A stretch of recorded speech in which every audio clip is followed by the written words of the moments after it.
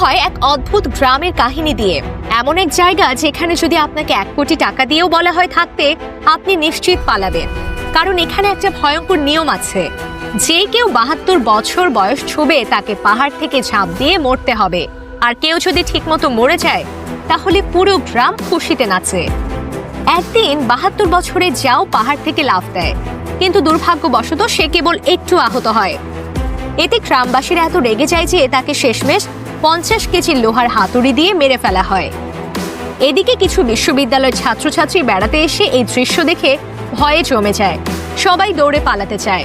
তাদের মধ্যে এক ছেলে জ্যাক প্রস্রাব চেপে রাখতে না পেরে ভুল করে গ্রামের পবিত্র গাছের গায়ে প্রস্রাব করে ফেলে।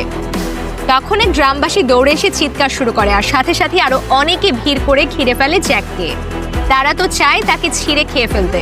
পরে তারা জ্যাককে ধরে নিয়ে যায় এক অন্ধকার ঘরে, আর তাকে একটা ভয়ানক সাজানো পুতুলে পরিণত করে। এসব দেখে এমিলি বুঝে যায় এই গ্রামটা মোটেও স্বাভাবিক না। সে তার বয়ফ্রেন্ড ডেভিডকে বলে এখান থেকে বেরিয়ে পড়তে, কিন্তু ডেভিড তখন পুরোপুরি গ্রামের সুন্দরী মেয়ে লিলির প্রেমে পড়ে গেছে। এর মধ্যেই আসে বিকেলের টি টাইম। ডেভিডের কমলা জুসের রংটা অন্যদের থেকে অনেক ডার্ক ছিল। বোঝাই যাচ্ছে লিলি তাতে নিশ্চয়ই কিছু মিশিয়েছে।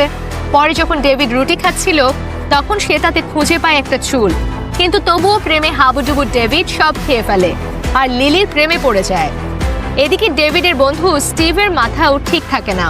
স্টিভ রাতে গিয়ে পৌঁছে গ্রামের এক গোপন লাইব্রেরিতে, যেখানে সে এক অদ্ভুত দৃশ্য দেখে। একজন লোক জ্যাকে চামড়া গায়ে জড়িয়ে ঘুরে বেড়াচ্ছে। সে অনেক ভয় পায়। সেই লোক তাকে মেরে ফেলে। এভাবেই বিশ্ববিদ্যালয়ের ছাত্রছাত্রীরা একে একে হারিয়ে যেতে থাকে। এই সময় সেই গ্রামের প্রধানরা এমিলিকে বলে ভিলেজ কুইন নির্বাচন প্রতিযোগিতায় অংশ নিতে। আর আশ্চর্য, সবাইকে হারিয়ে দিয়ে এমিলি ভিলেজ কুইন নির্বাচিত হয়। তাকে বসানো হয় রাজকীয় পালকিতে। এমনকি লাঞ্চ করার সময়ও সবাই অপেক্ষা করে। এমিলি বসলে তবেই সবাই খাওয়া শুরু করবে। এমিলি তখন পাচ্ছে একদম রানীর মতো সম্মান, কিন্তু সে জানে না এই সম্মানের পেছনে লুকিয়ে আছে এক ভয়ঙ্কর চক্রান্ত।